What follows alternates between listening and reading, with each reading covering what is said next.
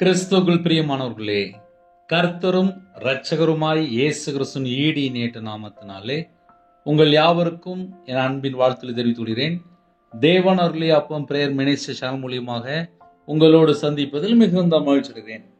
தினம்தோறும் அதிகாலை வேளையிலே பரிசுத்த வேதாந்திலிருந்து ஒரு பகுதியை நாம் தியானித்து நம்முடைய குடும்ப பாதுகாப்பிற்காக நாம் ஜெபித்து வருகிறோம். அதிகாலை வேளையில் அபிஷேகங்களை பெற்றுக்கொள்ள, தேவனுடைய கிருபை பெற்றுக்கொள்ள புதிய நாளுக்காக இணைந்திருங்கள். இந்த நாளிலும் ஒரு முக்கியமான பகுதியை தியானிக்க போயிருக்கோம். அப்போஸ்தலர் 3ஆம் அதிகாரம் 26ஆம் வசனம், மார்க் 7ஆம் அதிகாரம் 21, 22 ஆகிய வசனம், பிரசங்கி 8ஆம் அதிகாரம் 11ஆம் வசனம். 3 வசனங்களை நாம் தியானிக்கும் போது ஆவிக்குரிய ஆசீர்வாதங்களை பெற்றுக்கொள்ள வேண்டும் என்றால் நாம் என்ன செய்ய வேண்டும் என்பதை அறிந்து கொள்ள முடியும். முதலாவது, அப்போஸ்தலர் 3ஆம் அதிகாரம் 26ஆம் வசனத்திலே, அவர் உங்கள் எல்லாரையும் உங்கள் பொல்லாங்கிலிருந்து விலக்கி உங்களை ஆசீர்வதிக்கும்படி தேவன் தம்முடைய பிள்ளையாகிய இயேசுவை எழுப்பி முதலாவது உங்களிடத்திற்கே அவரை அனுப்பினார் என்றான். இது புதிய ஏற்பாட்டிலே இயேசு கிறிஸ்து நம்ம குடும்பத்தை ஆசீர்வதிக்க வேண்டும் என்றால் முக்கியமான வசனமே புதிய ஏற்பாட்டில் இந்த வசனம். ஒரு குடும்பத்தை ஆசீர்வதிக்கணும், என் குடும்பம் ஆசீர்வாதமா இருக்கணும், என் வாழ்க்கை ஆசீர்வாதமா இருக்கணும், நான் நல்லா இருக்கணும், என் பிள்ளை நல்லா இருக்கணும், என் பேரம்பேத்தி நல்லா இருக்கணும், என் குடும்பம் நல்லா இருக்கணும்னு சொல்லி யாரெல்லாம் டெய்லி காலையில நைட்டு ஜெபிக்கிறீங்களோ, இந்த வசனம் ரொம்ப முக்கியமான வசனம். உங்க வீட்டுல ஒரு டைரியில எடுத்து எழுதி வைங்க.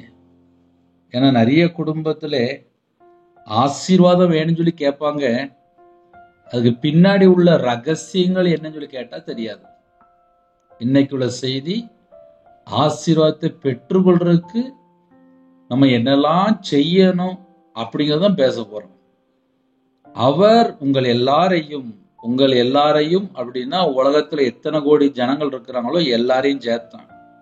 அவர் உங்கள் எல்லாரையும் உங்கள் பொல்லாங்கிலிருந்து விலக்கி, முதல்ல சொல்லிட்டாரு உங்கள் எல்லாரையும், உலகத்தில் உள்ள எல்லாரையும், அது முதல் பாயிண்ட். ரெண்டாவது, உங்கள் பொல்லாங்கிலிருந்து விலக்கி, அது தனிப்பட்ட ஒரு நபருக்கு சொல்லக்கூடிய வார்த்தை, உங்கள் பொல்லாங்கிலிருந்து விலக்கி.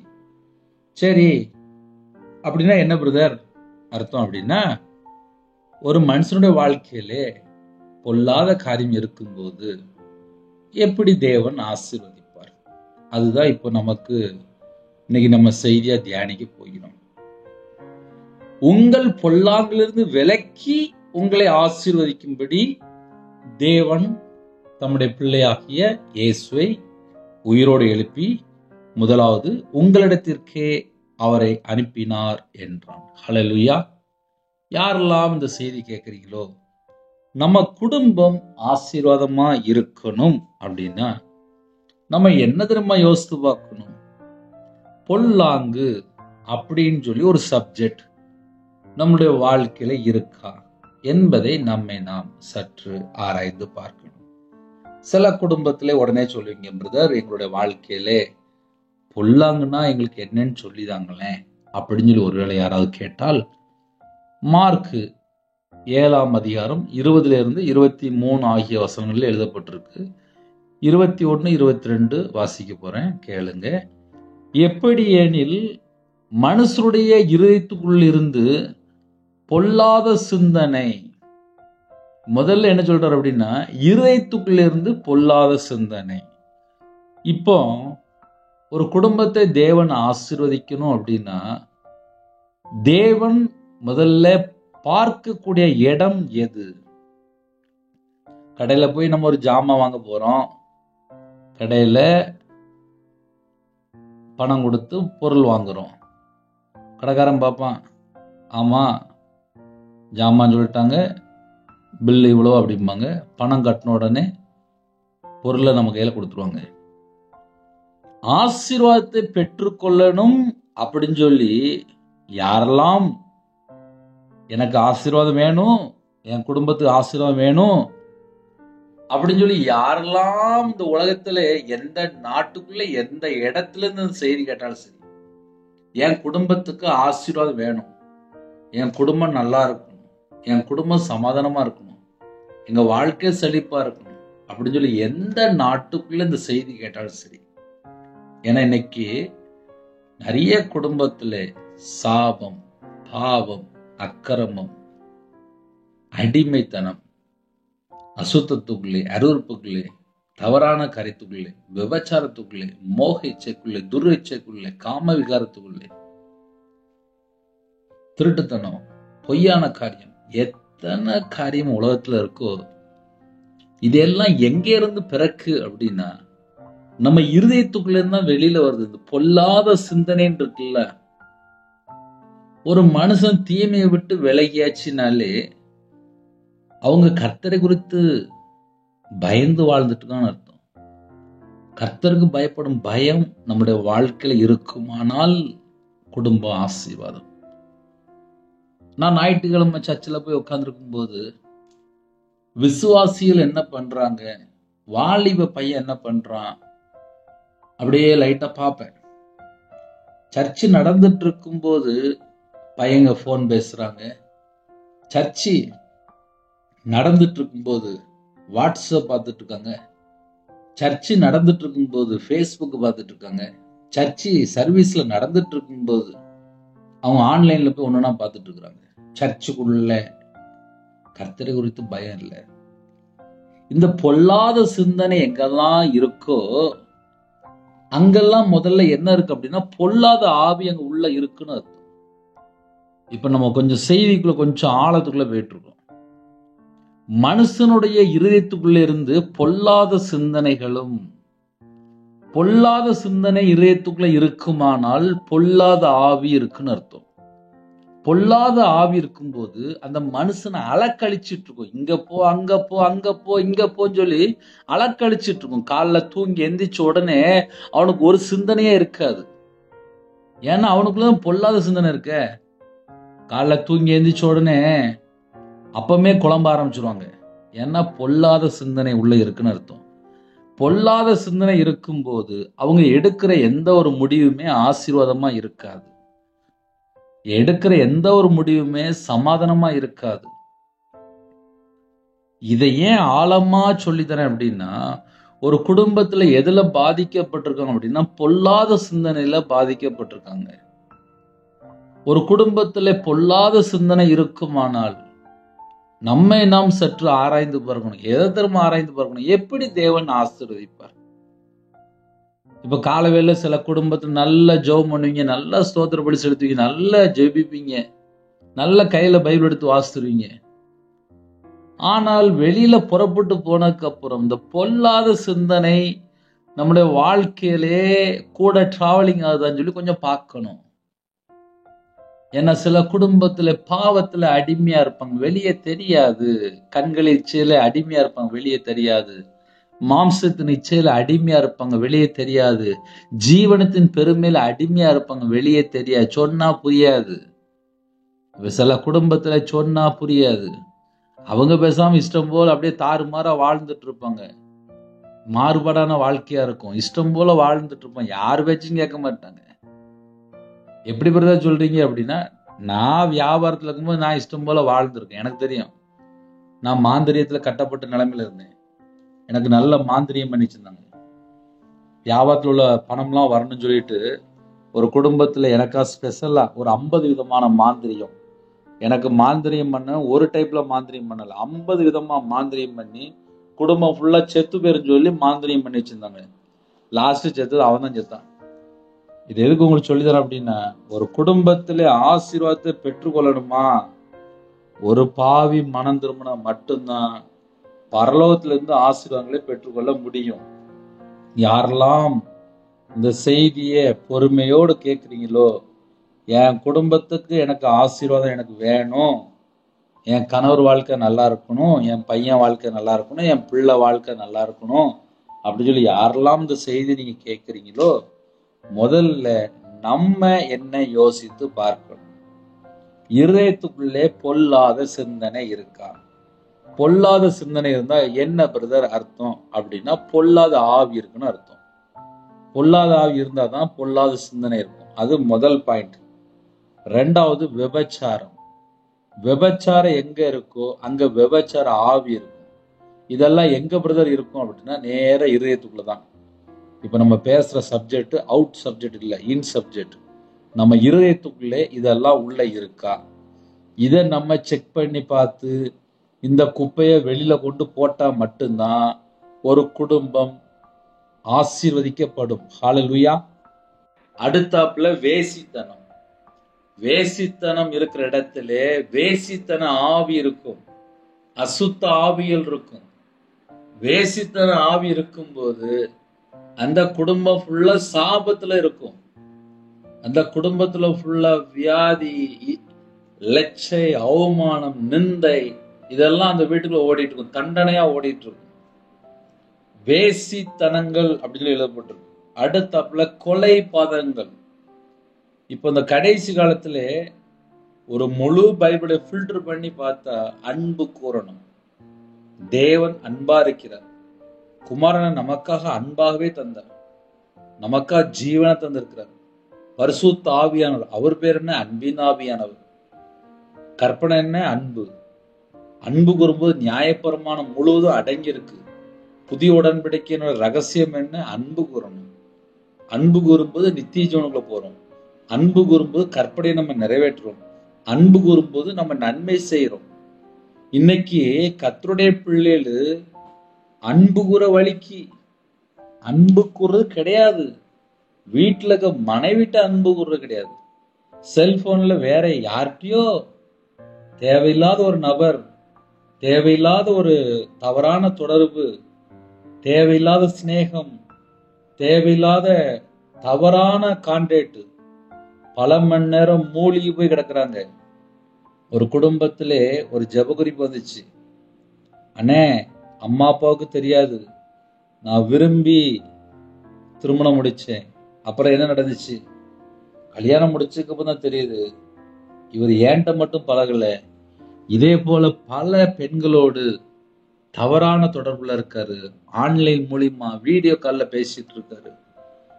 நானா விரும்பி கல்யாணம் முடிச்சதுனால பல முறை எச்சரிப்பு கொடுத்து பார்த்தேன், கேட்கவே இல்லை. இப்ப என்னக்கா நடந்துச்சு அப்படின்னு கேட்டேன். இப்ப என் கணவருக்கு அந்த மன அழுத்தம், அந்த பைத்தியம் பிடிச்சிட்டு அப்படிம்பாங்க, அதுக்குள்ள மாத்திரையை இப்ப கொடுத்துட்டு இருக்கோம். ஏன்னா எப்ப பார்த்தாலும் செல்போன் பார்த்து பார்த்து பைத்தியம் பிடிச்சிட்டு இப்ப அதுல இருந்து வெளியில வர்றதுக்காக மாத்திரை அதிகமா சாப்பிட்டுட்டு இருக்காரு. அந்த ஸ்டேஜ் போயிட்டாரு அப்படின்னாங்க. 2 வருஷம் தான் ஆச்சு அப்படின்னா கல்யாணம் முடிச்சு. இதை ஏன் உங்களுக்கு சொல்லித்தரேன் அப்படின்னா, ஒரு மனுஷன் வேசித்தனத்துல இருக்கும்போது, விபச்சாரத்துல இருக்கும்போது, பொல்லாத சிந்தனையில இருக்கும்போது மனைவிட்ட எப்படி அன்பு கூறுவாங்க, அம்மா அப்பாட்ட எப்படி அன்பு கூறுவாங்க? நம்ம நார்மலா யோசித்து பார்ப்போமே. ஒரு குடும்பத்தை தேவன் ஆசீர்வதிக்க விரும்புறாருப்பா. ஒரு குடும்பத்துல என்ன பாவத்துல இருக்கிறாங்க, என்ன அடிமையில இருக்கிறாங்க, என்ன தவறான கான்டாக்ட்ல இருக்கிறாங்க, தேவன் எல்லாத்தையும் பார்ப்பார். ஒரு குடும்பத்துல என்ன நடக்கும் அப்படின்னா, விக்கிரக வழிபாடு. விக்கிரக வழிபாடுல இருக்கும்போது அந்த குடும்பம் சாபத்துல இருக்கு. விக்கிரகத்துல இருக்கும்போது அவனுடைய தலைமுறை ஃபுல்லா சாபத்துல போயிட்டு இருக்கு. அப்போ ஒரு பாவி மனம் திரும்பி இயேசுவை சொந்த ரட்சரா ஏற்றுக்கொண்டு, நான் உலக வழிபாடுகளுக்கு போக மாட்டேன், நான் விக்கிரகத்துல போக மாட்டேன் தீர்மானம் எடுத்து அவங்க மெய்யான தேவனை தொழுது கொள்ளும் போதுதான் அந்த குடும்பம் ரட்சிக்கப்படுகிறது. அந்த குடும்பத்தை தான் தேவன் ஆசீர்வதிக்கிறார். அப்போ ஒரு குடும்பம் ஆசீர்வாதமா இருக்கணும் அப்படின்னு சொல்லி யாரெல்லாம் பொறுமையோடு நிதானத்தோடு செய்தி கேட்கிறீங்களோ, கர்த்தருடைய கிருபையினாலே தேவன் குடும்பத்தை கண்டிப்பாக ஆசீர்வதிப்பார். ஆனால் நம்ம இருதயத்துக்குள்ளே இதெல்லாம் இருக்கான்னு சொல்லி, இந்த குப்பெல்லாம் இருக்கான்னு சொல்லி நம்மை நாம் சற்று ஆராய்ந்து கண்டிப்பா பார்க்கணும். என் வாழ்க்கையிலே நாம் மாந்திரியத்துக்கு, விக்கிரகத்துக்கு இஷ்டம் போல துன்மார்க்கமான ஒரு வாழ்க்கையை வாழ்ந்துட்டு கையில பைபிள் எடுத்து வாசித்து பார்த்தா 55 லட்சத்தை காணோம். நஷ்டம். மாந்திரித்து பணம் போயிட்டு, ஒரு மனுஷனை நம்பி 13 லட்சம் போயிட்டு, சொந்த வீடு வித்துட்டேன், கடையை விட்டுட்டேன், நஷ்டத்துக்கு வந்துட்டேன். அரைகோடியை அழிச்சிட்டு கையில பைபிள் எடுத்து வாசித்து பார்த்தா பைபிள் சட்டத்துல ரவிராஜ் இல்ல, நான் இஷ்டம் போல தாறுமாறா வாழ்ந்துட்டேன், துன்மார்க்கனா வாழ்ந்துட்டேன் அப்படின்னு சொல்லி கண்டுபிடிச்சேன். இதை ஏன் காலில் சொல்லித்தரேன் அப்படின்னா, என் வாழ்க்கையில நஷ்டப்பட்டேன், தோல்வி, நிந்தைகள், அவமானம், கேவலம் எல்லாம் என் வாழ்க்கையில வந்துச்சு. சொந்த ஊரை விட்டே போயிட்டேன், வியாபாரத்துல நஷ்டம், சொந்த ஊரை விட்டே போயிட்டேன். ஆனா கையில பைபிள் எடுத்து வாசித்தா தெரியுது, ரவிராஜ் கரெக்டா இல்லை, அதனாலதான் நஷ்டம், அதனாலதான் என்னோட வாழ்க்கையில நிந்தைகள், அவமானம், எல்லாத்துக்கும் பைபிள் ரெக்கார்டு அழகா இருக்கு.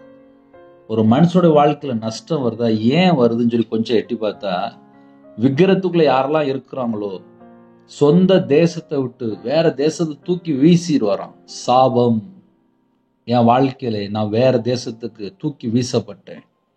நான் உண்மையிலே சாபத்துல வாழ்ந்திருக்கேன், உண்மையிலே சாபத்துல வாழ்ந்திருக்கேன்.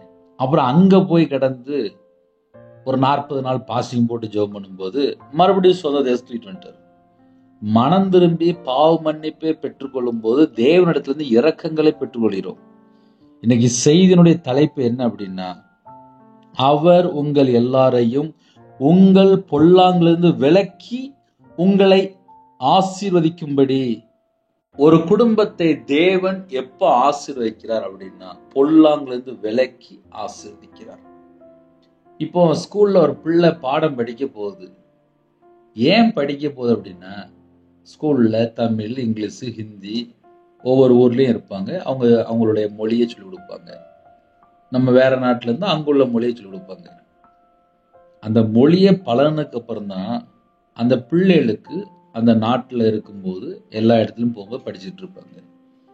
நம்ம பரலோகத்துல போகணும் அப்படின்னா முதல்ல பரலோகத்தினுடைய சட்டம் என்ன, இந்த பூமியில நம்ம வாழ்றோம், இந்த பூமியில் உள்ள பாவத்தில் உள்ள என்னென்ன காரியம் இருக்கு, இதுல இருந்து நம்ம எப்படி மனம் திரும்பணும், எப்படி பரலோகத்துக்கு போற காரியத்தை நம்ம பார்க்கணும், இதெல்லாம் கொஞ்சம் யோசித்து பார்க்கணும்.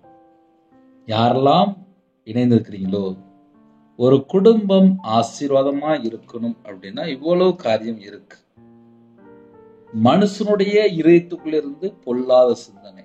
இப்போ நீங்க யோசித்து பார்க்கலாம், பிரதர் நான் எனக்கு 50 வயசு ஆயிட்டு, எனக்கு 65 வயசு ஆயிட்டு, எனக்கு 48 வயசு ஆயிட்டு, எனக்கு 38 வயசு ஆயிட்டு, எனக்கு ஒரு 27 வயசு, எனக்கு ஒரு 19 வயசு, எனக்கு 13 வயசு தான் ஆகுது. எந்த ஸ்டேஜ் இருந்தாலும் சரி, ஒரு 15 வயசு பிள்ளை, ஒரு 17 வயசு பிள்ளை ஒரு ஜெபக்குறிப்பு வரும்போது நான் உடனே சின்ன கேள்வி கேட்பேன், எவ்வளவு நேரம் பைபிள் வாசிக்கிறீங்க, எவ்வளவு நேரம் ஜெபம் பண்றீங்க, எவ்வளவு நேரம் செல்போனை பாக்குறீங்க அப்படின்னு சொல்லி கேட்டா, அங்கிள் அங்கிள் அப்படிம்பாங்க. சொல்லுமா, நீ எவ்வளவு நேரம் ஸ்கூல் பாடம் படிக்கிற, எவ்வளவு நேரம் செல்போன் பாக்குற அப்படின்னா, நான் குறைஞ்சது ஒரு 3 மணி நேரம் பார்ப்பேன், நான் ஒரு 6 மணி நேரம் பார்ப்பேன் அப்படின்னு சொல்லி வாலிப பிள்ளைகள் வீட்டுக்குள்ள நார்மலா 3 மணி நேரம் 6 மணி நேரம் செல்போனை நார்மலா பாக்குறாங்க. இப்ப இந்த 3 மணி நேரம் 6 மணி நேரம் பிசாசு முதல்ல நேரத்தை திருடிட்டு, அது முதல் பாயிண்ட். இவங்க ஜெபம் பண்றது குறைஞ்சிட்டு, பைபிள் வாசிக்கிறது குறைஞ்சிட்டு, இந்த 5 மணி நேரம் 6 மணி நேரம் செல்போன்ல இருக்கிற நேரத்துல அம்மா அப்பா நிறைய காரியங்கள் சொல்லி தருவாங்க, அதுக்கு கீழ்ப்படிய மாட்டாங்க. ஏன்னா செல்போன்ல எங்க இருக்கிறாங்கல்ல. ஒரு 15 வயசு பிள்ளை, ஒரு 17 வயசு பிள்ளை எதுல அடிமையா இருக்கான்னா செல்போன்ல அடிமையா இருக்கு. அவ கிச்சன் பக்கம் போக மாட்டா, அம்மா அப்பா வார்த்தை கேட்க மாட்டா, இஷ்டம் போல வாழ்ந்துட்டு இருப்பா. அதுக்கு பேர் என்ன, தாறுமாறான வாழ்க்கை. எத்தனை வயசுல, ஒரு 15, 17, 18 வயசுல மெதுவா ஆரம்பிச்சிருவாங்க. அப்ப அம்மா அப்பா வார்த்தை கீழ்ப்படியாமல் இஷ்டம் போல அவங்களுடைய ப்ரோக்ராம் போடும்போது அவங்களோட வாழ்க்கை எப்படி ஆசீர்வாதமா இருக்கும்? சரி, ஒரு 24, 25 வயசு ஆயிட்டு ஒரு பையன் வேலை பார்க்கறான், சம்பளம் அழகா கொஞ்சம் நிறைய வாங்குறான், சரி வாங்கிட்டு போட்டும், சம்பளம் வாங்கும்போது நல்லதான் இருக்கும். அந்த பையன் பார்த்தா ஆன்லைன்ல போய் கேம் விளையாடுறான், ஆன்லைன்ல போய் பணத்தை இன்வெஸ்ட் பண்றான், ஆன்லைன்ல போய் வேற யார்கிட்டயோ பேசுறான், வீடியோ கால்ல தவறான போன் கால், வேற வேற வெப்சைட்டுக்குள்ள போய் தேவையில்லாம இடத்துல போய் சிக்கி கொள்றது. எங்கெல்லாம் யாரெல்லாம் போய் சிக்கி கொள்றாங்களோ அவங்க பெரிய ஒரு வலைக்குள்ள, ஒரு சிறையிருப்புக்குள்ள வாழ்ந்துட்டு இருக்காங்க.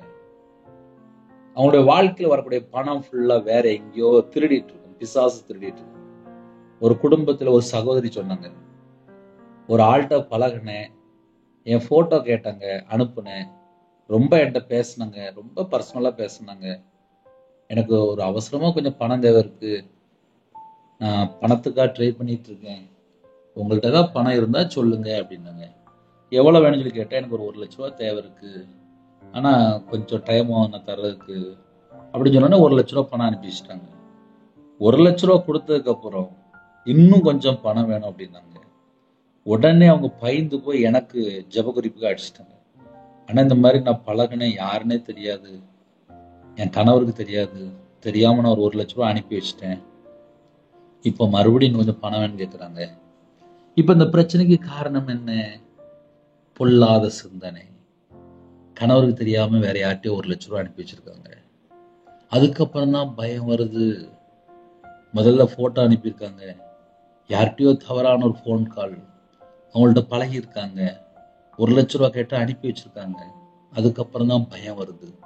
இந்த பொல்லாத சிந்தனை உள்ள இருக்கும்போது, தவறான நபர்கிட்ட பழகும் போது, அவங்களுடைய வாழ்க்கையில ஆசீர்வாதம் ஃபுல்லா வெளியில போயிட்டே இருக்கும். அதை நம்ம எப்படி ஈஸியா சொன்னா புரியும் அப்படின்னா, ஒரு பலூன் இருக்கு, அந்த பலூன்ல ஒரு சின்ன ஒரு ஊசியை வச்சு ஒரு ஓட்டை போடுங்க. ஒரு மணி நேரம் கழிச்சு பலூன் பார்த்தா பலூன் உள்ள காத்து ஃபுல்லா வெளியில போயிடும். காரணம் என்ன? ஒரு சின்ன ஓட்டை தான். பரலோகத்திலிருந்து நம்ம குடும்பத்தை தேவன் ஆசீர்வதிக்கும் போது, நம்ம வாழ்க்கையில பாவம் அப்படிங்கிற அந்த 1%, ஒரே 1% தான், ரொம்பலாம் சொல்ல, 1%. நான் சர்ச்சுக்கு போறேன்ப்பா, நான் ஜெபம் பண்றேன், நான் தேவனை தேடுறேன், நான் தரிசனம் பார்க்கிறேன், நான் சொப்பனம் பார்க்கிறேன், எல்லாம் சரிதான். ஆனா 1% ஒரு பொல்லாத சிந்தனை என்னோட வாழ்க்கையில இருக்கு அப்படின்னா, எனக்குள்ள அந்த பொல்லாத ஆவிக்கு நான் இடம் கொடுத்தேன்னு அர்த்தம். இல்ல, ஒரு விபச்சார சிந்தனை இருக்கு அப்படின்னா, விபச்சார அந்த ஆவிக்கு நான் இடம் கொடுத்தேன்னு அர்த்தம். ஒரு வேசித்தனம் இருக்கு அப்படின்னா, வேசித்தன ஆவிக்கு நான் இடம் கொடுத்தேன்னு அர்த்தம். அடுத்தாப்புல கொலை பாதகங்கள், அன்பு கூறுறதே கிடையாது. ஒருத்தன் அன்பு கூறனாலே அவன் தீமை செய்து கொண்டிருக்கான். தீமை செய்யும் போது எந்த ஆவி இருக்கும்? தீமை செய்யற ஆவிதான் இருக்கும். அடுத்தாப்புல களவு. சில குடும்பத்துல களவாண்டா மட்டும்தான் திருப்தியா இருக்கும், அது அவனுடைய சுபாவமா இருக்கும். படிக்கிற பிள்ளைகள், ஸ்கூலுக்கு படிக்கிற பிள்ளைகள் அங்கேயே களவாங்க ஆரம்பிச்சிருக்காங்க. கேட்டா பக்கத்துல பியானோ நல்லா இருந்துச்சு, கொஞ்ச நாள் கழிச்சு பார்த்தா பியானோ காணாம போயிடும். இங்க இவங்க பேக்ல வந்துடும். நோட்டு பக்கத்துல, நோட்டு ஃபுல்லா அந்த புது புது நோட்டா இருக்கும், அந்த நோட்டு அன்னைக்கு பார்த்தா இங்க வந்துடும். நோட்டை தூக்கிடுவாங்க. அடுத்த நோட்டு காணாம போயிடும், எங்க போச்சுன்னு தெரியாது. அந்த பிள்ளை பார்த்தா துக்கத்தோடு வீடு போவோம். அம்மா, நான் ஸ்கூல்ல பேனா வச்சிருந்தேன், நோட்டை வச்சிருந்தேன், தூக்கிட்டாங்கம்மா, ஸ்கேலை தூக்கிட்டாங்கம்மா, யார் தூக்குனாங்கன்னே தெரியலம்மா, நான் டீச்சர்கிட்ட சொல்லிட்டேம்மா அப்படிம்பாங்க. படிக்கிற பிள்ளைகள் ஸ்கூல்லே களவாங்க ஆரம்பிச்சு. அப்புறம் அந்த பிள்ளைகள் வளர்ந்தா அந்த பிள்ளைக்கு என்ன புத்தி இருக்கும்? களவாங்குற புத்தி தான் இருக்கும். களவாங்குற புத்தி இருக்கும்போது அங்க என்ன ஆவி இருக்கும்? சாபம் தான் இருக்கும். பழைய ஏற்பாட்டுல யோசுவா 7 அழகா எழுதப்பட்டிருக்கு. அவனோட வாழ்க்கையில தோல்விதான் இருக்கும். சத்துருக்கு முன்பா நிக்க முடியாது. ஏன்னா சாபத்தீடானது ஒரு வீட்டுக்குள்ள இருக்கிற வரையும் அந்த குடும்ப ஆசீர்வாதம் இருக்காது, சாபம் தான் அந்த வீட்டுக்குள்ள இருக்கும். ஏன் சாபன்னே சொல்றேன் அப்படின்னா, யோசுவா 7ஆம் அதிகாரத்துல அழகா எழுதப்பட்டிருக்கு ஆகானுடைய சாபம். அப்ப கர்த்தருடைய பிள்ளைகள் ஆசீர்வாதத்தை பெறணும்னு சொல்லி யாராவது யோசித்தால் செய்தியை ஃபுல்லா கேளுங்க, நல்ல ஜெபம் பண்ணுங்க, விட வேண்டிய பாவத்தை விட்டுருங்க. ஒரு வீட்டுல ஒரு ஸ்க்ரூ டிரைவர், ஒரு கட்டிங் பிளேடு பக்கத்து வீட்லயோ இல்ல ஒரு கடைக்காரன்டையோ யாரோ வாங்கியிருந்தா அதை கொண்டு போய் கொடுத்துருங்க. அது அவங்களுக்குள்ள பொருள். பக்கத்து வீட்டுல ஒரு சமையல் பண்றதுக்கு ஏதோ சின்ன ஒரு பாத்திரம் தந்திருப்பாங்க, இல்ல ஒரு கரண்டி தந்திருப்பாங்க, அது பக்கத்து வீட்டு சட்டியா பாத்திரமா அங்க கொண்டு கொடுத்துருங்க. அந்த பொருள் நம்ம வீட்டுல இருந்தா கூட நம்ம வீட்டுக்கு வர வேண்டிய ஆசீர்வாதம் வராது, அது வேற வீட்டுல உள்ள பொருள். சில குடும்பத்துல என்ன பண்றாங்கன்னா, பணம் வாங்கிட்டு கொடுக்க மாட்டாங்க. இப்படி ஏகப்பட்டது நம்ம சொல்லலாம். அடுத்த சொத்தை கொள்ளை அடிச்சிருவாங்க, மாமியார் சொத்தை எழுதி வாங்கிடுவாங்க, அம்மா அப்பா சொத்தை எனக்கு வேணும்னு சொல்லி அடம் பிடிச்சு எழுதி வாங்கிடுவாங்க. இவங்கெல்லாம் எக்ஸ்ட்ரா நிறைய ரொம்ப யோசிப்பாங்க, அவ்வளவு சொத்தை எழுதி வாங்கிடுவாங்க. அது பார்த்தா அங்க வீட்டுல பார்த்தா 4 பிள்ளைகள் 3 பிள்ளைகள் இருக்கும். இவங்க பார்த்தா எனக்கு சொத்து அதிகமா வேணும்னு சொல்லி ஆசையா எழுதி வாங்கிடுவாங்க. அந்த சொத்து வர்றதுக்கு முன்னாடி இவங்க நல்லாதான் இருப்பாங்க. அந்த சொத்தை என்னைக்கு எழுதி வாங்கினாங்களோ அதுக்கப்புறம் பார்த்தா இவங்களுக்கு நிம்மதியே இருக்காது. ஏன்னா பணம் வந்துட்டு நிம்மதி இருக்காது. என்னுடைய வாழ்க்கையிலே நான் வியாபாரத்துல நஷ்டப்பட்டவன் தான், தோல்விதான், மாந்திரியத்துல விக்கிரத்துல எல்லா பக்கமும் நான் நஷ்டப்பட்டிருக்கேன். மனுஷனை நம்பி ஏமாந்து போயிருக்கேன், கூட இருக்கிறவங்க ஏமாத்திருக்காங்க, எல்லாம் நடந்திருக்கு. ஆனா இன்னைக்கு வரைய உயிரோட இருக்கிறேன்னா காரணம் என்ன தெரியுமா? உயிர் பிச்சை போட்டிருக்காரு. ஏன்னா எனக்கு பண ஆசை இல்லை, அதான் முக்கியமான காரியம். இன்னைக்கு நிறைய குடும்பத்துல என்ன பிரச்சனை அப்படின்னா, பணம் பணம் பணம் பணம் சொல்லிட்டு பணத்து பின்னாடியே ஓடிடுறாங்க. 1 தீமோத்தேயு 6ஆம் அதிகாரம் அழகா எழுதப்பட்டிருக்கு. பண ஆசை எல்லா தீமைக்கும் வேறா இருக்கிறது. எல்லா பேய் அங்கதான் இருக்கும்.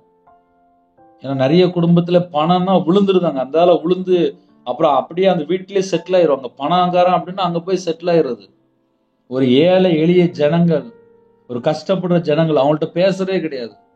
அவங்க பார்த்தா வேதனையில இருப்பாங்க, அவங்க பார்த்தா துக்கத்துல இருப்பாங்க. எத்தனை குடும்பத்துல எத்தனை காரியம். இதெல்லாம் கடைசி காலத்துல நமக்கு வேதனையா வந்து மாட்டிடும். சில குடும்பத்துல கோடி கணக்கா பணம் இருக்கு அப்படிம்பாங்க. இருக்கட்டும், ஒரு வாரமா இருக்கட்டும். சாப்பிடுறது 3 இட்லி தானப்பா, சாப்பிடுறது கொஞ்சம் ரைஸ் தானே. பணம் 1000 கோடி இருக்கலாம், அதை வச்சுட்டு என்ன செய்ய? இன்னைக்கு ராத்திரி செத்தா நான் பரலோகத்துல நிக்கணும். ரவிராஜ் இன்னைக்கு செத்து போயிட்டுன்னு வச்சுக்கோங்களேன், பரலோகத்துல நிக்கணும், உடனே நிக்கணும். அதுதான் வாழ்க்கைக்கு தேவை. இந்த பூமியில எல்லாம் குப்பை, மாயை மாயை எல்லாம் மாயை என்று பிரசங்கி ஐயா சொல்றாரு. புதிய ஏற்பாட்டுல அப்போஸ்தலனை போல் சொல்லு, எல்லாம் குப்பை எல்லாம் நஷ்டம் என்று விட்டேன், முடிஞ்சு போச்சு. வெறுத்தா மட்டும்தான் நித்திய ஜீவன். இயேசு கிறிஸ்து அழகா சொல்றாரு, என்னை பின்பற்ற விரும்பினால் தன் சிலுவை எடுத்துக்கொண்டு அனுதினமும் என்னை பின்பற்ற வேண்டும். ஒவ்வொரு நாளும் ஒவ்வொரு விதமான பாடுகள், அந்த பாடுகளின் வழியா தான் நம்ம பரலோகத்துக்கு போய் சேர்றோம். மோசே எபிரேயர்ல எழுதப்பட்டிருக்கு, எல்லாத்தையும் வெறுத்து தான் இயேசுவை பின்பற்றிருக்காரு. பழைய ஏற்பாட்டிலே அழகா எழுதப்பட்டிருக்கு. மோசே எதெல்லாம் வெறுக்கணுமோ அந்த பார்வோனுக்குள்ள எல்லாவற்றையும் வெறுத்துட்டாரு. அவங்களோட ஐஸ்வர்யத்தை வெறுத்துட்டாரு. எல்லாத்தையும் வெறுத்துதான் ஜனங்களை வழி நடத்திருக்காரு. இன்னைக்கு கர்த்தருடைய பிள்ளைகள் அவைக்குரிய வாழ்க்கையில ஆசீர்வாதத்தை பெற்றுக்கொள்ளணும். உங்க குடும்பம் ஆசீர்வாதமா இருக்கணும், உங்க பிள்ளைகள் ஆசீர்வாதமா இருக்கணும். அப்படின்னா இன்னைக்கு எத்தனை குடும்பத்துல வெறுக்கிறாங்கன்னு சொல்லி கேட்டா ஒண்ணுமே வெறுக்க கிடையாது. ஒரு கல்யாணம் முடிக்கணும் அப்படின்னா நகை எவ்வளவு தருவீங்க, பணம் எவ்வளவு தருவீங்க, அவங்களுக்கு சொந்த வீடு இருக்கா, சொத்து இருக்கா, ஏதாவது கொஞ்சம் பொருள் தருவீங்களா? இதெல்லாம் கேட்டதுக்கு அப்புறம் அந்த வீட்டுல இயேசு கிறிஸ்து எப்படி கூட இருப்பாரு? நல்லா யோசித்து பாருங்களேன். ஒரு பொண்ணு ரட்சிக்கப்பட்டுக்கான்னு சொல்லி கேட்க மாட்டுக்காங்க. அப்படி கேட்டா நல்லவன்னு சொல்லலாம். ஒரு குடும்பத்தை கல்யாணம் முடிக்கும் போது எவ்வளவு போடுவாங்க, எவ்வளவு செய்வாங்க, எவ்வளவு தருவாங்க, அவங்களுக்கு எங்கெல்லாம் சொத்து இருக்கு, இப்படித்தானே பாக்குறாங்க. இதெல்லாம் பொல்லாத சிந்தனைக்குள்ளதான் வரும். பொல்லாத ஆவிதான் உள்ள இருக்கும். ஒரு கர்த்தருடைய பிள்ளைகள்னா எப்படி வாழணும்னு சொல்லி தெரிய மாட்டுது. இன்னைக்கு இஷ்டம் போல வாழ்ந்துகிட்டு அப்புறம் எப்படி ஆசீர்வாதம் இருக்கும்? கபடுகளும் பொருள் ஆசைகளும் என்று எழுதப்பட்டிருக்கு. ஒரு கல்யாணம் முடிக்கும் போது பொருள் ஆசையில தான் இருக்கிறாங்க. ஒண்ணு பண ஆசை, அப்படி இல்லைன்னா பொருள் ஆசை, அப்படி இல்லைன்னா நகை ஆசை, அப்படி இல்லைன்னா ஐஸ்வர்யத்து மேல ஆசை, அப்படி இல்லைன்னா மண்ணு மேல ஆசை. இதெல்லாம் வச்சுக்கிட்டு கல்யாணம் முடிக்கும் போது அவங்க தேவனை எங்கப்பா கூப்பிட்டாங்க? இயேசு கிறிஸ்துவ எங்க கூப்பிட்டாங்க? நல்லா யோசித்து பாருங்க. உண்மையாதான் சொல்றேன். ஒரு குடும்பத்துல கல்யாணம் முடியுது அப்படின்னா இயேசு வந்த வீட்டிலே சமாதானம். இயேசு கிறிஸ்து ஒரு திருமணத்தை நடத்தி வைக்கும் போது அந்த வீட்டுல பிள்ளை பேரம்பேத்தில எல்லாமே ஆசீர்வதிச்சிருவாரு. இன்னைக்கு அதெல்லாம் பாக்குறது இல்லை. எவ்வளவு போடுவீங்க, எவ்வளவு செய்வீங்க, எவ்வளவு தருவீங்க, எவ்வளவு சொத்து இருக்கு, எவ்வளவு மதிப்பு இருக்கு, எவ்வளவு அந்தஸ்து இருக்கு, இதெல்லாம் பார்த்துட்டு கல்யாணம் முடிக்கும் போது இயேசு துக்கப்பட மாட்டாரா? இயேசு துக்கப்பட்டதுக்கு அப்புறம் அந்த வீட்டுல எப்படிப்பா ஆசீர்வாதம் இருக்கும்? காலையில இந்த செய்தி பேசும்போது எனக்கே வருத்தமா தான் இருக்கு. ஏன்னா நிறைய வீட்டுல பொருளாசையில நல்ல செழிப்பா இருக்காங்க. பொருளாசையா போதும். எனக்கு தெரிந்த ஒரு குடும்பம் உண்டு. எங்க வீட்டுல ஒரு பொருள் வாங்கினோம்னா உடனே பக்கத்து வீட்டுல அவங்க அந்த பொருள் அவங்க வீட்டுல அன்னைக்கு அடுத்த நாள் வாங்கிடுவாங்க. அது வரையும் பார்த்தா அவங்களுக்கு தெரியாது. எங்க வீட்டுல நான் ஒரு பொருள் வாங்கிட்டேன்னா உடனே அடுத்த நாள் இல்ல ஒரு 2 நாள் கழிச்சு பார்த்தா அவங்க வீட்டுல அந்த பொருள் வீட்டுக்குள்ள இருக்கும், டேபிள் ஏதாவது உள்ள இருக்கும். ஏதாவது ஒரு காரியம், கட்டில் ஏதாவது ஒரு காரியம், ஃப்ரிட்ஜ் ஏதாவது ஒரு காரியம். பின்னாடி என்ன சொல்லி பார்த்தா அவங்களுக்குள்ள ஒரு இச்சை, ஒரு பொருளாசை. அதுக்கெல்லாம் பின்னாடி என்ன சொல்லி பார்க்கும்போது அந்த வீட்டுக்கு அந்த பொருள் பதில் அப்ப எங்க வீட்டுக்கு அந்த பொருள் வந்துடணும். இன்னைக்கு நிறைய குடும்பத்துல பக்கத்து வீட்டுல என்னெல்லாம் இருக்கும் அதெல்லாம் என் வீட்டுக்குள்ள இருக்கணும். அவங்க 1 லட்சம் வாங்குவாங்க சம்பளம், இவங்க பார்த்தா ஒரு 20,000 சம்பளம் வாங்கிட்டு இருப்பாங்க. 1 லட்சம் சம்பளம் வாங்குறவங்க கேஷ் கொடுத்து வாங்கிட்டு வருவாங்க. 20,000 சம்பளம் வாங்குறவங்க பைனான்ஸ்லயோ இல்ல வட்டிக்கோ இல்ல ஒரு இஎம்ஐல போய் ஒரு 4 பொருளை வாங்கிட்டு இருந்தாங்க. தேவன் அந்தந்த மாசம் அழகா தந்துட்டு இருப்பாரு. அதுக்கப்புறம் பார்த்தா ஃபுல்லா அங்க இஎம்ஐக்கு, வட்டிக்கு, பைனான்ஸுக்கு பணம் அங்க ஃபுல்லா அங்க போயிடும். அப்புறம் வீட்டுல பார்த்தா பணமே இருக்காது. அப்புறம் பார்த்தா புலம்பிட்டு இருப்பாங்க. காரணம் என்ன? பொருளாசை. இந்த பொருளாசை நிறைய வீட்டுக்குள்ள இருக்கிறது ஆசீர்வாதமே இருக்காது. பொருளாசைன்னா வீட்டுல பொருள் இருக்கும்பா, அங்க பணம் பார்த்தா ஃபுல்லா இஎம்ஐ, வட்டி, அங்க இங்க பைனான்ஸ் சொல்லி அங்கங்க போயிட்டே இருக்கும்.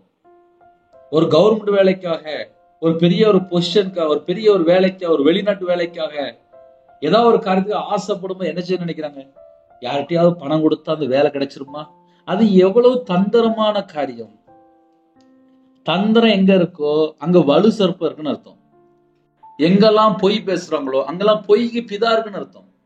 இன்னைக்கு கடைசி காலத்துல பணம் சம்பாதிக்கிறதுக்காக எத்தனை பொய் பேசுறாங்க.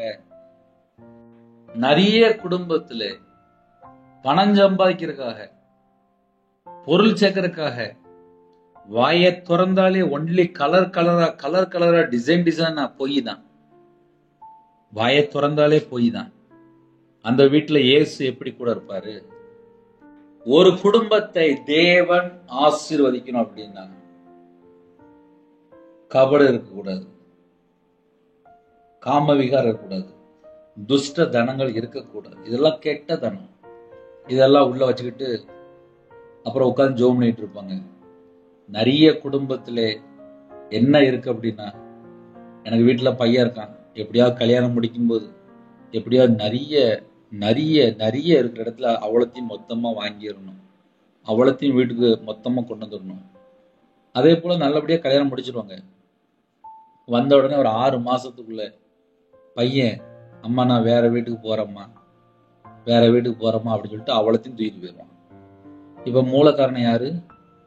கல்யாணம் முடிக்கிறதுக்கு முன்பாக வீட்டுக்கு நல்ல மருமக வேணும், என் குடும்பத்தை பத்திரமா பாதுகாத்துக்கணும், குடும்பம் உடைஞ்சிடக்கூடாது, என் மக போல நான் பார்த்துக்கிடுவேன் அப்படின்னு சொல்லி ஒரு தாய் யோசித்தால் ஒரு ரட்சிக்கப்பட்ட குடும்பமா பார்ப்பாங்க, சர்ச்சைக்கு போற பிள்ளையா பார்ப்பாங்க, பைபிள் வாசிக்கிற பிள்ளையா பார்ப்பாங்க, ஆவிக்குரிய பிள்ளைய பார்ப்பாங்க, ஒரு சமையல் பண்ற தெரிஞ்ச பிள்ளைய பார்ப்பாங்க.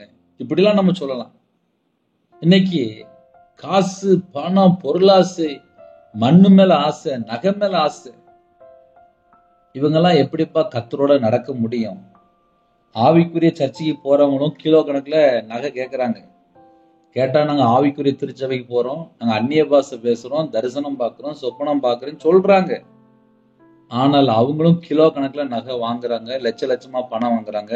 இந்த இடத்த முடிச்சா நாங்க உங்க பொண்ணை கல்யாணம் முடிச்சோன்னு சொல்றாங்க. இதெல்லாம் வீட்டுல வந்து அழகா பேசுறாங்க.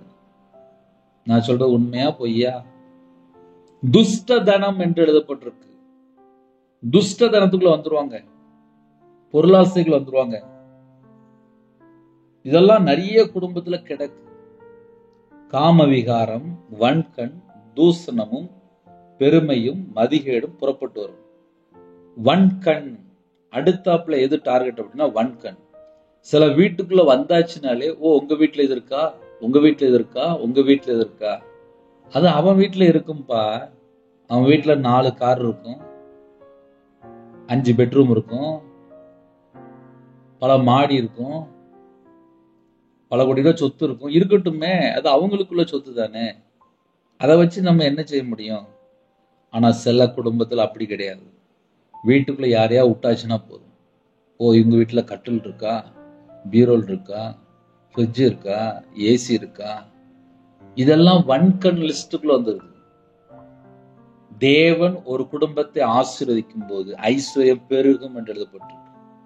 கர்த்தரின் ஆசீர்வாதமே ஐஸ்வர்யத்தை தரும். ஒரு குடும்பத்தை கர்த்தர் ஆசீர்வதிக்கும் போது அந்த குடும்பத்துக்கு என்னென்ன வேணுமோ எல்லா கிஃப்ட்டுமே அந்த வீட்டுக்குள்ள தந்துருவாங்க.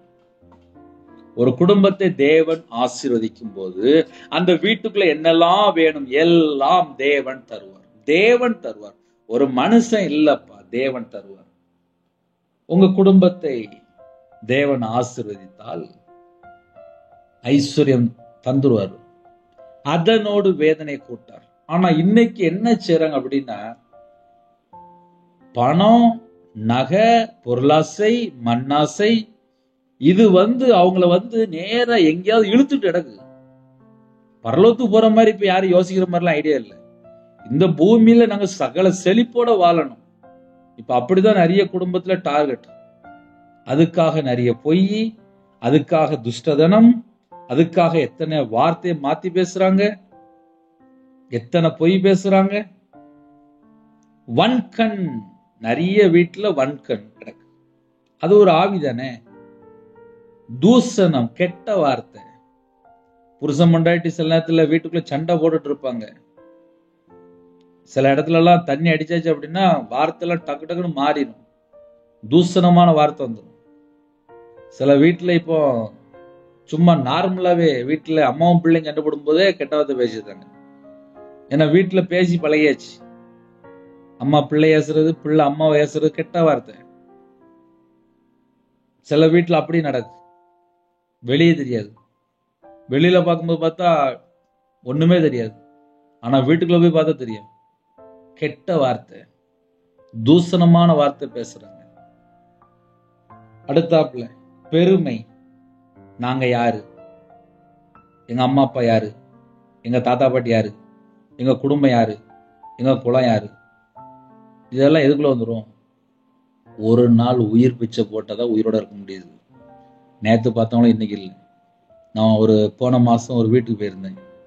அந்த வீட்டுல நாங்க எப்பமாவது வருஷத்துல ஒரு 2 தடவை இல்லை 3 தடவை போயிட்டு வருவோம். போன மாசம் நாங்க கடைசியா போயிருக்கும்போது அந்த வீட்டுல மருமக இறந்து போயிட்டார். வயசு எத்தனை சொல்லி கேட்கும்போது 36 வயசு. உடம்புல சின்னதாக ஒரு பிரச்சனை வச்சு டாக்டர்கிட்ட போய் காமிச்சாங்க. அது லாஸ்ட் பார்த்தா கேன்சர். கடைசி ஸ்டேஜ் பார்த்தா இறந்து போயிட்டாங்க. உடனே இறந்து போயிட்டாங்க. அந்த வீட்டில் உள்ள பாட்டி என் மருமக போயிட்டான்னு சொல்லி கண்ணீர் வடிக்கி அழுறாங்க. எனக்கு என்ன செய்யணும் தெரியல. எனக்கு நெஞ்செல்லாம் பாரம் ஆயிட்டு என்னையால தாங்க முடியல. ஏன்னா அந்த குடும்பம் ரொம்ப அன்பான குடும்பம், ரொம்ப நல்ல குடும்பம், ரொம்ப அமைதியான குடும்பம், கர்த்தரை தேடுகிற குடும்பம். அதிகாலையும் தேடுவாங்க, இருட்டோட தேடுவாங்க. காலையில் 5 மணிக்கு போயாச்சுன்னா வீட்டுல பாட்டு பாடி ஜோம் பண்ணிட்டு இருப்பாங்க. அப்படிப்பட்ட குடும்பம். கண்ணீர் வடிக்கிறாங்க.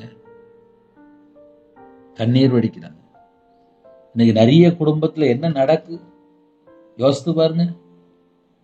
கர்த்தரை விட்டு தள்ளி போயிடுறாங்க. ஒவ்வொரு வீட்லயும் ஒவ்வொரு உயிர் முக்கியம்ப்பா.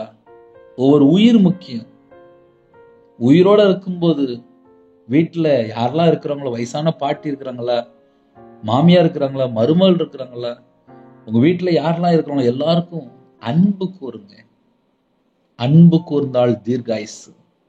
அவரே நமக்கு ஜீவனும் தீர்காயுசுமா இருக்கிறார். அவர் எப்போ நமக்குள்ள இருக்கிறாரு? அன்பு கூறும்போது தான் நமக்குள்ள இருப்பாரு. இன்னைக்கு அன்பு கூறதான் வலிக்கு. நிறைய குடும்பத்துல அன்பு கூறுறதே கிடையாது. புருஷன்ட அன்பு கூற கிடையாது, மனைவிட்ட அன்பு கூற கிடையாது. வேற யார்ட்டையோ போன் அடிச்சு வேற யார்ட்டையோ பல மணி நேரம் அன்பு கூர்ந்ததுக்கு அப்புறம் அந்த வீடு எப்படி இருக்கும்? அப்புறம் பொல்லாத சிந்தனையில தான் வாழ்ந்துட்டு இருப்பாங்க. அப்புறம் வேசித்தன ஆவிதான் வரும்.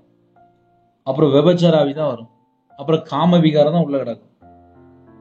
இதெல்லாம் ஏன் காலையில சொல்ல வேண்டியிருக்கு அப்படின்னா, ஒரு குடும்பத்தை தேவன் ஆசீர்வதிக்கணும் அப்படின்னா அவர் உங்கள் எல்லாரையும் உங்கள் பொல்லாங்கிலிருந்து விலக்கி தேவன் தம்முடைய பிள்ளையாகிய இயேசுவை எழுப்பி முதலாவது உங்களிடத்திற்கே அவரை அனுப்பினார் என்றான். ஹல்லேலூயா. பெருமை எங்கெல்லாம் இருக்கோ அங்க தேவன் எதிர்த்து நிற்கிறார். எந்தெந்த குடும்பத்துல எல்லாம் பெருமையோடு பேசுறீங்களோ அந்த குடும்பத்துல லூசிபர் இருக்கும். நிறைய குடும்பத்துல வீட்டுல பெருமை பேசுறாங்க. பெருமை பேசுற இடத்துல தேவன் இருக்க மாட்டார். தேவன் எதிர்த்து நிற்பார்.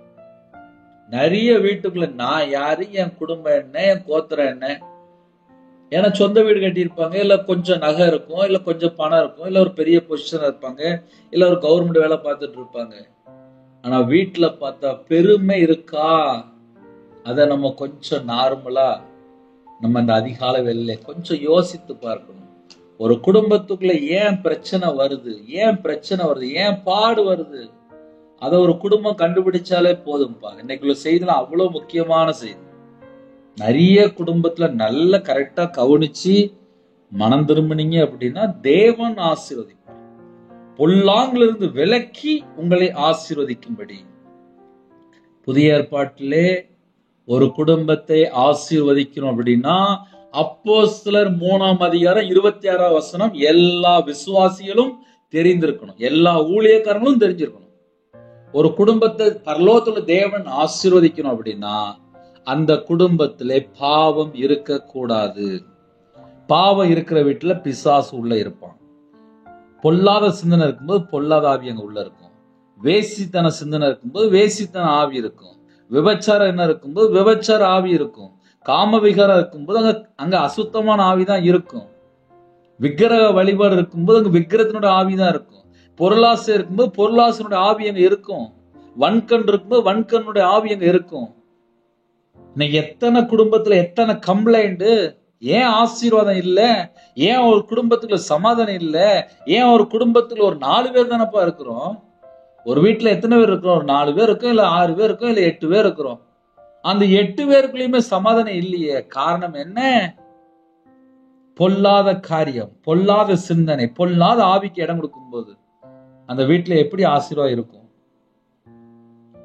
இருதயத்துக்குள்ள இருந்து பொல்லாத சிந்தனையும் விபச்சாரங்களும் வேசித்தனங்களும் கொலைபாதங்களும் களவு பொருளாசை துஷ்டதனம் கபடு காமவிகாரம் வன்கண் தூசணம் பெருமை மதிகேடு. அடுத்த பாயிண்ட் என்னன்னா மதிகேடு. இந்த கடைசி வேடு மதிகேடு, மூளை இல்லாத தனம் புறப்பட்டு வருமா. இதெல்லாம் எங்க இருந்து பிரதர் புறப்பட்டு வருதுன்னா எல்லாம் இருதயத்துக்குள்ள தான் புறப்பட்டு வருது. தேவன் எதை பாக்குறாரு அப்படின்னா இருதயத்துக்குள்ள என்ன சொல்லி பாக்குறாரு. ஒரு குடும்பத்தை எப்படி ஆசீர்வதிக்கிறோம் அப்படின்னா இருதயத்துக்குள்ள என்ன கிடக்கு. இப்ப இந்த கடைசி காலத்துல இப்ப இந்த கள்ள உபதேசம் இருக்கு. அந்தி கிறிஸ்துவ ஊழியம் பண்றாங்க. நீ எப்படி வாழ்ந்தாலும் உன் குடும்பத்தை ஆசீர்வதிப்பார். பைபிள் அப்படி எழுதப்படவே இல்லை. மனம் திரும்பி பாவ மன்னிப்பை பெற்றுக்கொண்டால் மட்டும்தான் ஒரு குடும்பத்தை தேவன் ஆசீர்வதிப்பார். இஷ்டம் போல துணிகரமா வாழ்ந்தால் தேவன் எப்படி ஆசீர்வதிப்பார்? பைபிள் வசனம் இருக்கு. பிரசங்கி 8ஆம் அதிகாரம் 11ஆம் வசனம் வாசித்து பார்க்கும்போது துர்க்கிரிக்கு தக்க தண்டனை சீக்கிரமாய் நடவாதபடியால், துர்க்கிரிக்கு தக்க, துர்க்கிரியை அப்படின்னா கெட்ட செயல்களுக்கு தக்க தண்டனை சீக்கிரமாய் நடவாதபடியால். ஒரு வீட்டுக்குள்ள என்ன செய்யறாங்க அப்படின்னா கெட்ட செயல்கள், கெட்ட செயல்களுக்கு தண்டனை சீக்கிரமாய் நடவாதபடியால் மனுபுத்திரன் இருதயம் பொல்லாப்பு செய்ய அவர்களுக்குள்ளே துணிகரம் கொண்டு இருக்கிறது. அப்படின்னா என்ன பிரதர் அர்த்தம்? அப்படின்னா கெட்ட செயல்கள் செய்து கொண்டே இருப்பாங்க. அதுக்காக தண்டனை சீக்கிரம் வராமல் இருக்கிறபடியால் மனுஷனுடைய இருதயம் பொல்லாப்பு செய்ய அவர்களுக்குள்ளே துணிகரமா இருக்கான். இப்போ ஒரு மனுஷனுக்குள்ள எது கிடக்கு அப்படின்னு சொல்லி பார்க்கும்போது துர்க்கிரியை கிடக்கு. துர்க்கிரியை இருக்கும் போது தேவன் எப்படிப்பா ஆசீர்வதிப்பாரு? கிறிஸ்து இயேசுக்குள் சிருஷ்டிக்கப்பட்ட நோக்கம் என்ன? நற்கிரியை செய்ய வேண்டும். நற்கிரியை செய்யறதுக்காக தேவன் நம்மளை சிருஷ்டித்திருக்கிறார். இன்னைக்கு அதெல்லாம் விட்டுட்டு எவன் சொத்தை கொள்ளையடிக்கலாம், எப்படி சம்பாதிக்கலாம், எப்படி திருடலாம், எப்படி களவாங்கலாம், எப்படி தந்திரமா பேசி அவளை பணத்தையும் நம்ம வீட்டு சுருட்டிட்டு வரலாம், இதெல்லாம் சாபம் உள்ள வீடு. இப்படி யாரெல்லாம் இருக்கிறீங்களோ இந்த வீட்டுக்குள்ளலாம் கர்த்தருடைய சாபம் இருக்கும். ஒரு குடும்பம் உண்மையா வாழ்ந்தா மட்டும்தான் ஆசீர்வாதம். என்ன பிரதர் காலைல இப்படி சொல்லிட்டீங்க? உண்மையாதான்ப்பா சொல்றேன். பொல்லாங்குல இருந்து விலக்கி உங்களை ஆசீர்வதிக்கும்படிக்கு ஒரு குடும்பத்தை தேவன் எப்போ ஆசீர்வதிக்கிறாரு? நீங்களே சொல்லுங்க. ஒரு குடும்பத்துல ஏமாத்தி கொள்ளையடிச்சு சம்பாதிக்கிறாங்க, அந்த குடும்பத்தை தேவன் ஆசீர்வதிப்பாரா? அந்த வீட்டுக்குள்ள தேவனோட தண்டனை தான் ஓடிட்டு இருக்கு. துர்க்கிரிக்கத்தக்க தண்டனை சீக்கிரமா நடவாதபடியால் மனுபுத்திர இருதயம் பொல்லாப்பு செய்ய அவர்களுக்குள்ள துணிகரம் கொண்டிருக்கிறது. துணிகரம் துணிகரம் துணிகரம். ஐயா, இன்னைக்கு என்னதான் சொல்ல வாரீங்க அப்படின்னா, ஒரு குடும்பத்துல பொல்லாப்புல இருந்து மனம் திரும்பினா மட்டும்தான் ஆசீர்வாதம். ஏன்னா சில குடும்பத்துல 50 வயசு ஆயிட்டு, 60 வயசு ஆயிட்டு, 70 வயசு ஆயிட்டு, 40 வயசு ஆயிட்டு, 30 வயசு ஆயிட்டு, 25 வயசா இருக்கலாம், இல்ல ஒரு 15 வயசா இருக்கலாம். செய்யறது ஃபுல்லா அட்டூழியமா இருந்துச்சு அப்படின்னா அந்த குடும்பத்தை தேவன் எப்படி ஆசீர்வதிப்பார்? நம்ம நார்மலா யோசித்து பார்ப்போமே. பரலோகத்துள்ள தேவன் இருதயத்தை பார்க்கிறார். இருதயத்துக்குள்ள இப்படிப்பட்ட காரியம் இருந்துச்சுன்னா நம்ம வீட்டுக்குள்ள ஆசீர்வாதம் வராது. மனம் திரும்பி, ஐயோ இப்படிலாம் பைபிள்ல எழுதப்பட்டிருக்கு, நான் தேவனுக்கா வாழ்றேன், பண ஆசை இல்லாம, பொருள் ஆசை இல்லாம, நகை ஆசை இல்லாம, மண் ஆசை இல்லாம இயேசுக்கா நான் வாழ்றேன், நான் மனம் திரும்பி வாழ்றேன், பரிசுத்தமா வாழ்றேன், உண்மையா வாழ்றேன், நீதியை பின்பற்றேன், நேர்மையா வாழ்றேன், அன்பு கூறுறேன், இருக்கிறவங்களை பெற்றோர் நான் கனம் பண்றேன், என் மனைவிட்ட நான் அன்பு கூறுறேன், என் புருஷன்ட்ட நான் அன்பு கூறுறேன், என் பிள்ளைகள்ட்ட நான் அன்பு கூறுறேன், வீட்டுக்குள்ள குடும்பமா சமாதானமா இருந்து வீட்டுக்குள்ள ஒரு குடும்ப ஜெபம் பண்ணி பாருங்க. உங்க குடும்பத்தை தேவன் இன்னைக்கே ஆசீர்வதிப்பார். இன்னைக்கே ஆசீர்வதிப்பார். இதெல்லாம் விட்டுட்டு எப்படியாவது பொய் பேசி பணம் சம்பாதிச்சிடலாம், எப்படியாவது அடுத்த வீட மாதிரி நானும் வீடு கட்டிடலாம், எப்படியாவது அவனை போல நானும் முன்னேறிடலாம், அதெல்லாம் பைபிள்ல எழுதப்படவே இல்லை. அதெல்லாம் உலகத்துக்குரிய காரியம். அதெல்லாம் அந்தி கிறிஸ்துக்குள்ள உபதேசம் பண்றவங்க அழகா பிரசங்கம் பண்ணுவாங்க. ஏன்னா அவங்களும் உலகத்தை பத்தியே பேசிட்டு இருப்பாங்க. நம்ம செத்தா பரலோகத்துக்கு போகணும், நம்ம இங்க கண்ணை மூடும்போது பரலோகத்துல நிக்கணும். ஜீவ புஸ்தகத்துல, ஆட்டுக்குட்டியான ஜீவ புஸ்தகத்துல நம்ம பேர் எழுதப்பட்டிருக்கணும். ரவிராஜ் பேர் எங்க இருக்கணும் அப்படின்னா ஆட்டுக்குட்டியான ஜீவ புஸ்தகத்துல ரவிராஜ் பேர் இருக்கணும். அப்பந்தான் நான் பரலோகத்துல போக முடியும். ஞாபக புஸ்தகத்துல இருக்கணும்.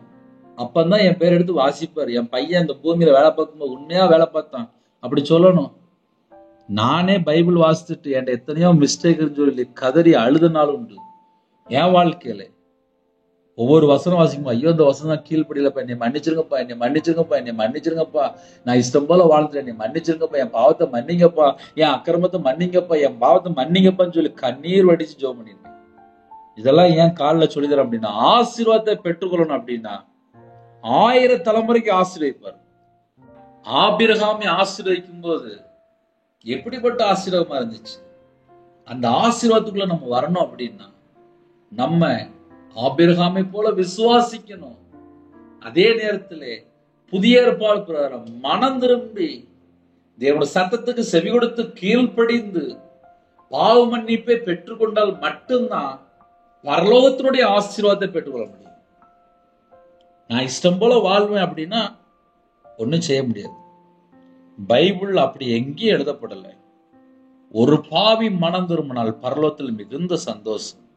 ஒரே ஒரு பாவி மனம் திரும்பினா என்ன, ஏசப்பா இன்னைக்கு இவ்வளவு நேரம் அந்த அண்ணன் பேசினாங்கப்பா, என் வாழ்க்கையில நான் கத்தரை விட்டு தள்ளி போயிட்டேன்ப்பா, என்னை மன்னிச்சிருங்கப்பா.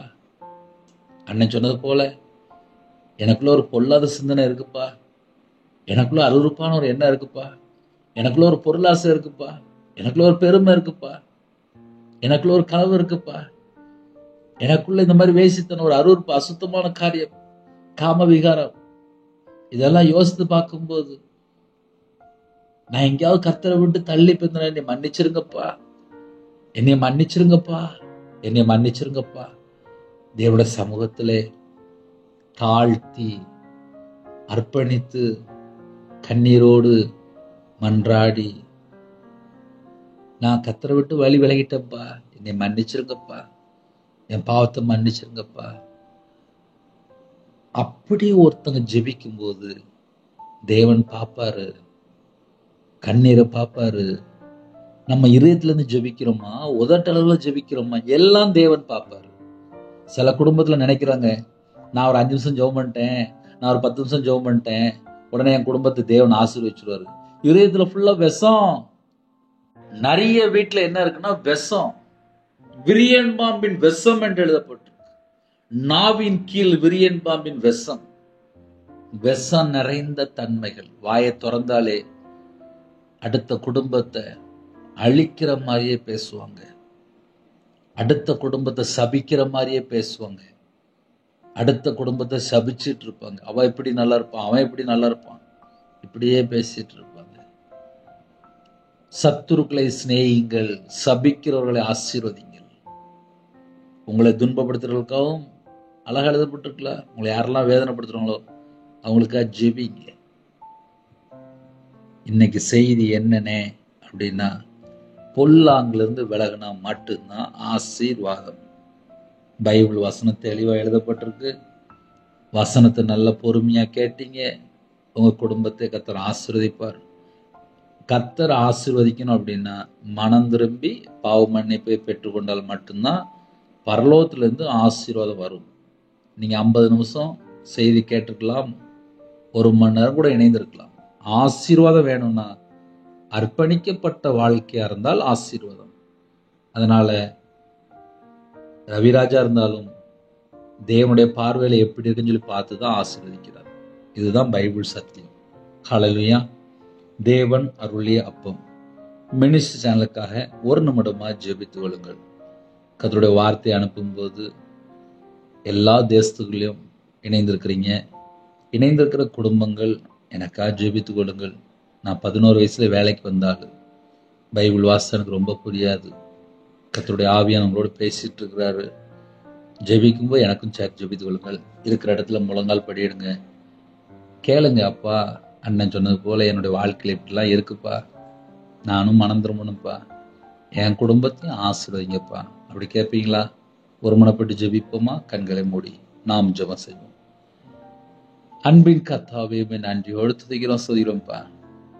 சத்தியத்தை அறிவீர்கள், சத்தியம் உங்களை விடுதலை ஆக்கப்படும் என்று சொல்லிருக்கீங்கப்பா. இவ்வளவு நேரம் பொறுமையா கேட்டாங்கப்பா. கேட்ட உபதேசத்தின்படி நீங்கள் இப்பொழுதே அப்பா ஆசீர்வதிக்கப்பட்ட பிள்ளைகளா மாறணும்ப்பா. அந்த கிருபை எங்களுக்கு வேணும்ப்பா. வாழ்ற கொஞ்சம் வாழ்க்கையில எங்க பேர் ஜீவ புஸ்தகத்துல எழுதப்பட்டிருக்கணும்ப்பா. நாங்க பரலோகத்து சொந்த பிள்ளைகளா இருக்கணும்ப்பா. ரட்சிக்கப்பட்ட பிள்ளைகளா இருக்கணும்ப்பா. பரிசுத்தமாக்கப்பட்ட பிள்ளைகளா இருக்கணும்ப்பா. நீதிமானா இருக்கணும்ப்பா. செம்மையான பிள்ளையா இருக்கணும்ப்பா. நேர்மையாய் வாழ்ந்தவர்கள் என்று எழுதப்பட்டிருக்குப்பா. ஏனோக்கை போல தேவனோடு சஞ்சரிக்கிற பிள்ளைகளா இருக்கணும்ப்பா.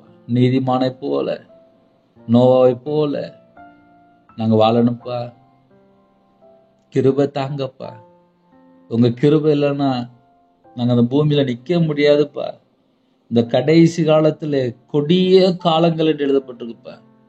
இந்த கொடிய காலங்களிலே எங்களுக்கு நீங்க மட்டும்தான்ப்பா துணை.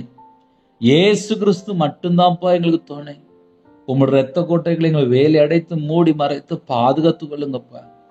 இவ்வளவு நேரம் பொறுமையா கேட்டாங்கப்பா. அந்த குடும்பத்துல ஆசீர்வதிப்பீங்களா? என் நாமத்து நிமித்தம் எதை கேட்டாலும் என்று சொன்னீங்கப்பா.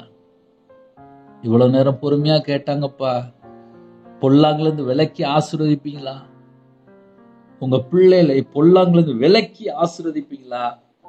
என் நாமத்து நிமித்தம் எதை கேட்டாலும் என்று சொன்னீங்கப்பா. இயேசு கிறிஸ்து நாமத்தினாலே நாங்க எல்லாரும் ஒருமனப்பட்டு கேட்கிறோம்ப்பா. எங்களை பொல்லாங்குல இருந்து விலக்கி எங்களை ஆசீர்வதிங்கப்பா. எங்க வாழ்க்கையில நாங்க கர்த்தரை விட்டு எங்கெல்லாம் தள்ளி போயிருந்தோமோ அந்த பாவத்தை எல்லாம் மன்னித்து எங்களை பரிசுத்தப்படுத்தி ஆசீர்வதிங்கப்பா. எங்களோட சிரசின் மேல ஆசீர்வாதத்தை வைங்கப்பா. குறைகள் குற்றங்களை மன்னிங்கப்பா. எங்களை மன்னிங்கப்பா. எங்களை மன்னிங்கப்பா. எங்களை மன்னிங்கப்பா. மன்னித்து எங்களை ஆசீர்வதிங்கப்பா. எங்களை மன்னித்து ஆசீர்வதிங்கப்பா. எங்களை மன்னித்து ஆசீர்வதிங்கப்பா. உங்க கிருபையால் நிரப்புங்க. உங்களுடைய பிரசன்னத்தால் மூடுங்க ராஜா. உங்களுடைய வல்லமையால் நிரப்புங்க ராஜா. உங்களுடைய பிரசன்னம் விசேஷமா இறங்கி வரட்டும்ப்பா. யாரெல்லாம் ஜெபிக்கனாலோ அப்பா, ஒவ்வொரு குடும்பத்தையும் அப்பா அபிஷேகம் பண்ணுங்கப்பா. கர்த்தருக்கா வேறு பிரிக்கப்பட்ட பிள்ளைகளா இருக்கணும்ப்பா. பரலோகத்தினுடைய பிள்ளைகளா இருக்கணும்ப்பா. கர்த்தர் ஆசீர்வதிங்கப்பா. ஜெப அபிஷேகம் தாங்க, தியானிக்கிற அபிஷேகம் தாங்க, துதிக்கிற அபிஷேகம் தாங்க. எல்லா குடும்பத்தையும் ஆசீர்வதிங்க. சிறு பிள்ளைகள் முதல் கொண்டு முதியோர் எல்லாரையும் ஆசீர்வதிங்க. கர்த்தருடைய கரத்துல அர்ப்பணிக்கணும். மிஷினரி மாறி உங்களுடைய கரத்துல அர்ப்பணிக்கணும்ப்பா. பரிசுத்தவான்களை உங்களுடைய கரத்துல அர்ப்பணிக்கணும்ப்பா. இந்த நாளில் வெளியில புறப்படுறாங்க எல்லா குடும்பத்தோட கர்த்தர் கூட இருங்க. போக்கில் வரத்துல கர்த்தர் கூட இருங்க. டிரைவிங் லைன்ல கர்த்தர் பாதுகாத்து வருங்க. இன்னைக்குள்ள தேவையெல்லாம் சந்திங்கப்பா. பிறந்தநாள் கொண்டாடுறாங்க, திருமணம் கொண்டாடுறாங்க. கர்த்தர் 1000 தலைமுறைக்கு ஆசீர்வதிங்க. தேவனர்களே அப்ப மினிஸ்டர்ல ஆசீர்வதிங்க. கற்பதனிக்கா ஜெபிக்கிறோம். கர்த்தர் மனமிறங்கி ஆசீர்வதிங்க. மாசமா இருக்காங்க தாய் பிள்ளையும் ஆசீர்வதிங்க. டெலிவரி பண்ணுறாங்க பரம வைத்தியர் கூட அந்த சிறுபிள்ளை முதல் கொண்டு முதியோர் வரை எல்லாரையும் கத்திர ஆசிர்வதிங்க. இந்த மாசத்தினுடைய தேவையெல்லாம் கத்து சந்திங்க ராஜா. கடன்ல கஷ்டப்படுறாங்க, அந்த கடன் பிரச்சனைக்கு ஒரு முடிவு கொண்டு வாங்கப்பா. ஹோம்ல இருக்காங்க, ஹாஸ்டல்ல இருக்காங்க, முதியோர் இல்லத்துல இருக்காங்க, கத்தர் கூட இருங்க. அவங்களுடைய கண்ணீரை தொடங்கி அவங்களுடைய வேதனை மாற்றி போடுங்க.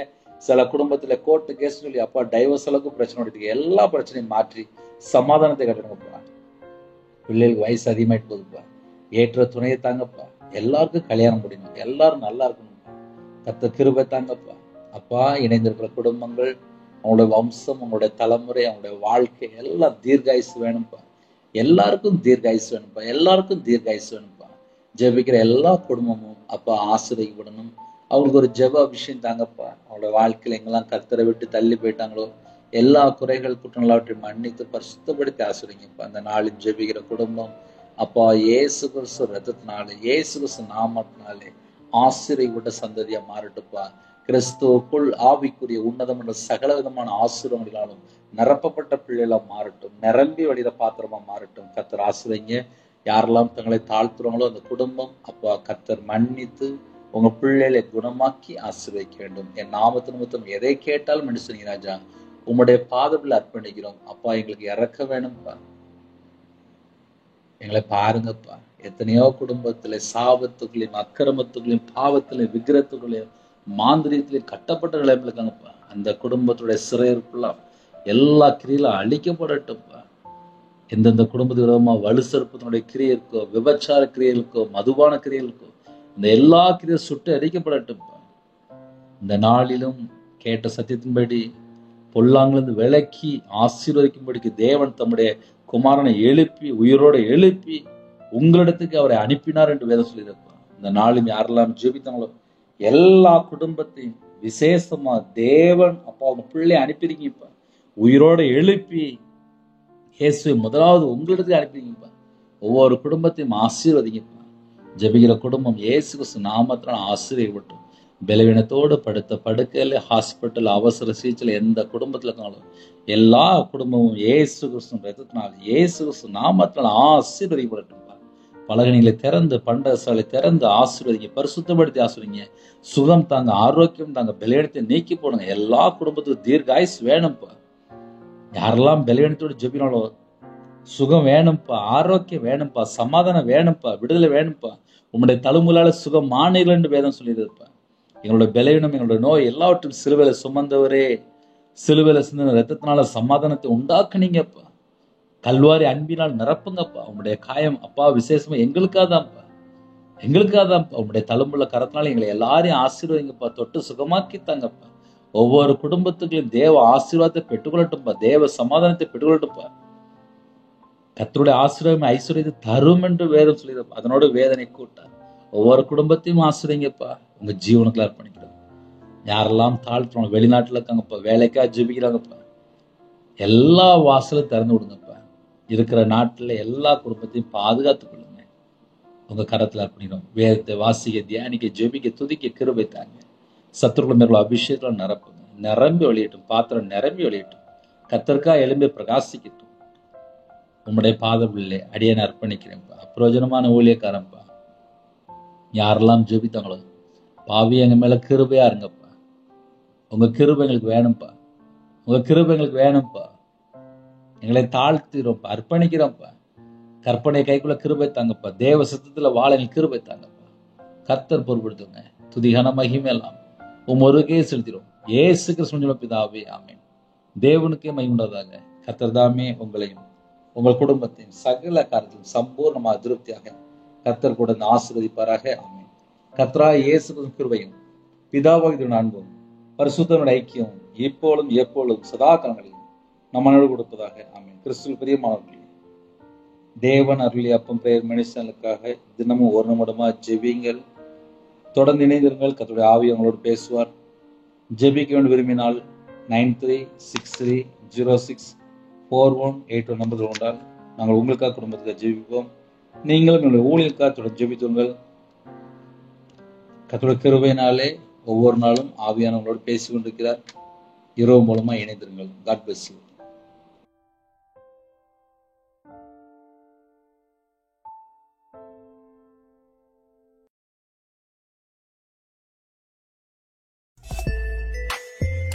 Thanks for watching.